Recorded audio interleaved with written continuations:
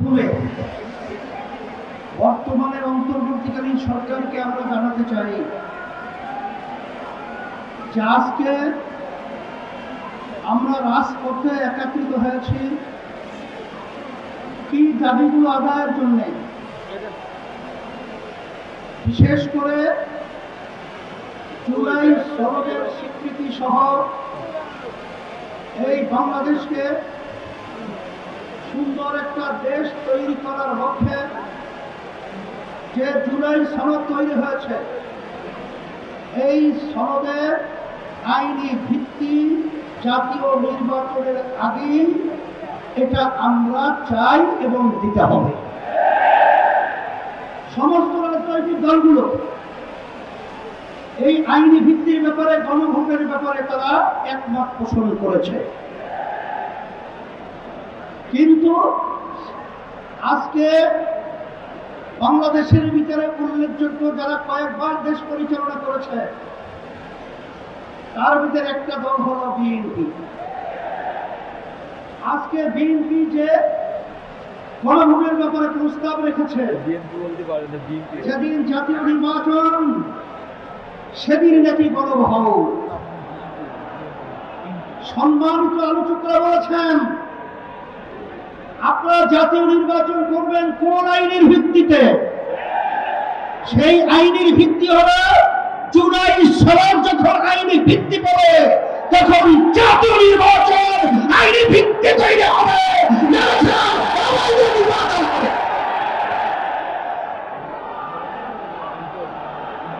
আজকে আমরা দেখেছি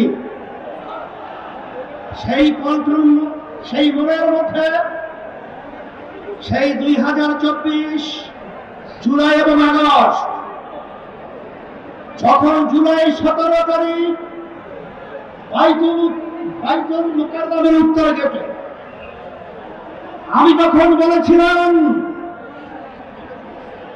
যে আজকে আমাদের সন্তানদেরকে চিমারে পাখির মতো গুলি করে রাস্তার ভিতরে আজকে লুটিয়ে দেওয়া হচ্ছে।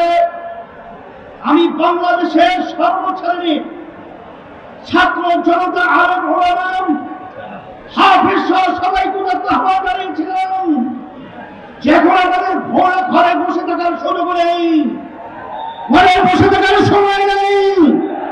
আমরা আজকে রাস্তায় আসবো, উৎখাত করবো, জমি থেকে নিক্ষেপ করবো। বাংলাদেশ মুক্ত হয়েছে। এই হিসাবে আজকে আমরা দেখেছি দুই শ্রেণীর মানুষ এখন দুই মেরুতে অবস্থান করছে। এর ভিতরে এক শ্রেণীর মানুষ হল যারা নাকি আমরা দেশ ও প্রেমিক, আর এক শ্রেণীর হল ক্ষমতা প্রেমিক। সরকার তারা দেশ প্রেমিক ছিল না, তারা ছিল ক্ষমতা প্রেমিক।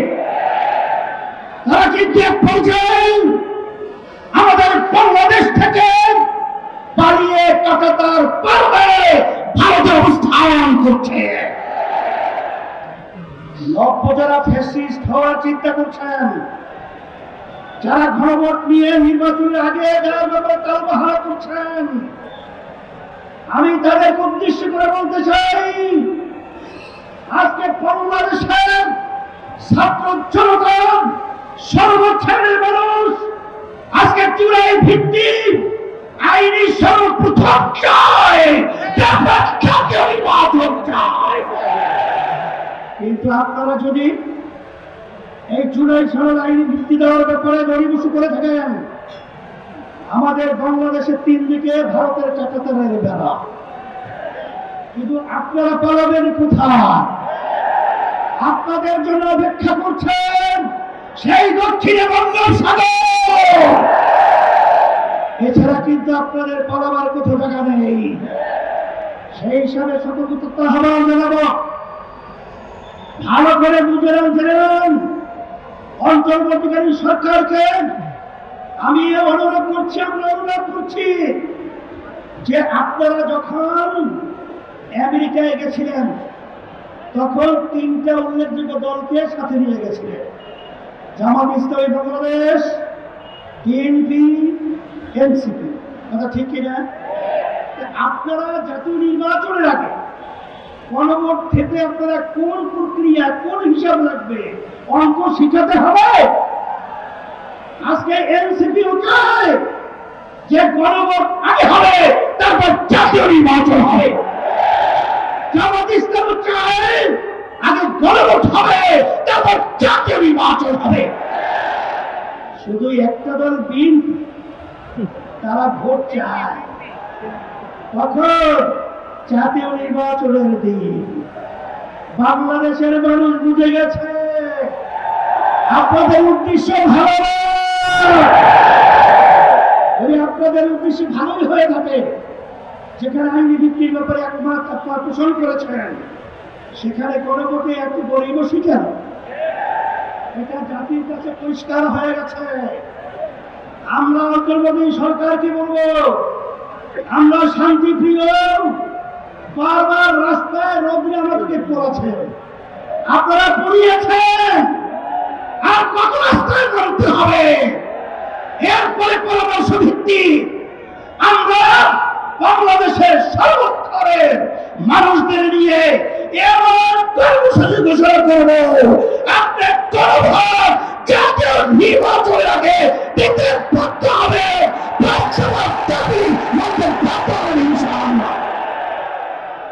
সেই দিক থেকে আমাদেরকে ও পথে আপনারা হাঁটাবেন না, আমরা ও পথে হাঁটতে চাই না।